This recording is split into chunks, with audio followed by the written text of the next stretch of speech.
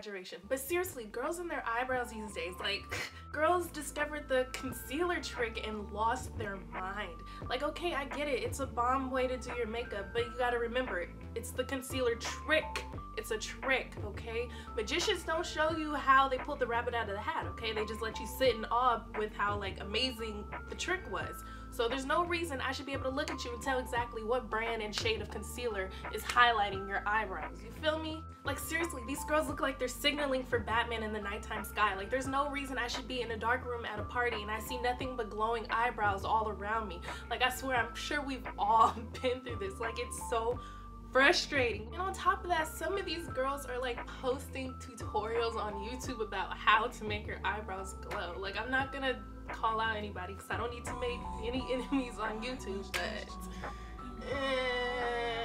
just because someone tells you that your eyebrows look bomb doesn't mean it's always true. Like, stop letting these random people gas you up, okay? Talk to your mom or your sister or someone who's gonna straight up be like, the hell is wrong with your face? It might sound rude, but those are the people who actually care about you, who like want to make sure you know that you look bomb before you leave the house. So for these girls with these whacked out eyebrows who claim that everyone like compliments them, most of the time it's not the actual eyebrow that looks messed up, because usually the eyebrow looks bomb. It's the concealer around it and the lack of blending. Like, that's where the real problem is. So we're gonna get that straight right now. So here's some quick do's and don'ts of eyebrows.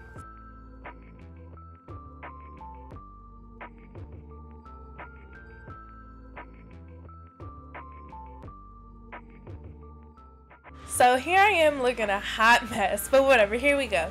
You'll need your choice of brow filler, I prefer the powder kind, an angled brow brush, your choice of concealer that's a shade or two lighter than your skin tone, a second angled brush, this one's a little more flimsier, a concealer blending brush, and a cream concealer that matches your exact skin tone. Make it rain, tree. Make it rain, tree. Make it rain. Whatever. So I'm starting with fresh eyebrows. I personally only do the concealer trick when I'm in need of getting my brows done. Otherwise, I'm good with just the light fill and I'm out the door. So for my brow brush, I suggest using a shorter, stiffer brush. That way it allows me to get my line much sharper than the like flimsier brushes. And I usually don't fill in my brows super heavy because my hair is already dark, so I don't really need to.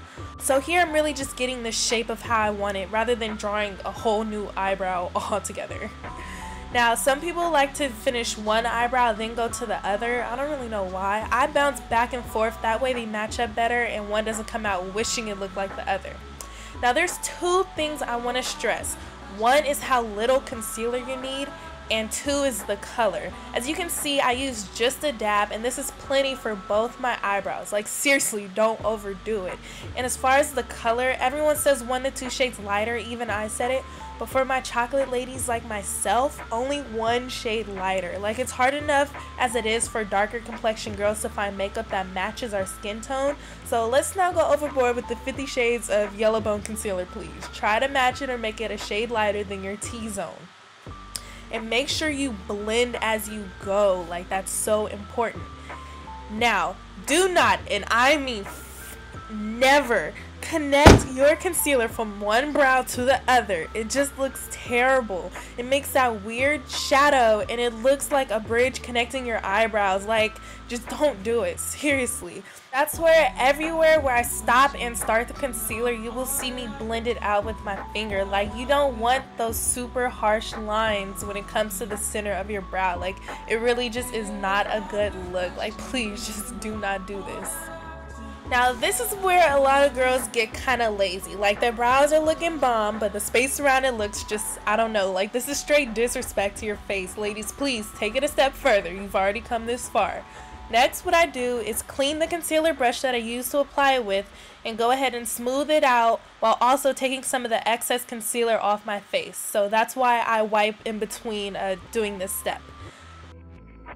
Then I take the clean concealer blending brush and we blend. Now this is where I feel like a lot of girls make a blending mistake. You can't blend side to side and expect it to match up with your skin tone. Like you're literally just blending one color into that same color, which does nothing. You have to blend up and down so the concealer will blend in with the color above and below it. That color being your skin tone, just to clarify. Like, I hope this is making sense. And in between blending, I wipe off my brush just to keep from spreading the makeup around instead of actually blending. Lastly, I take the cream concealer, which should match your exact skin tone, or else the step becomes kind of meaningless. I start in the center because, like I said, that unibrow shadow is not a good look for anybody but Frida Kahlo, okay? I take this extra step just to bring the natural color of my skin back to my face and to avoid that pale ashy look that, you know, comes with blending concealer over and over again. And even brows that were done very well can look good in the daytime but horrible at night. So just to double check, take a picture of yourself with the flash on just to see if those brows are glowing, and this is how my pic turned out, looking like a mugshot. Let me stop. Make sure you like, comment, and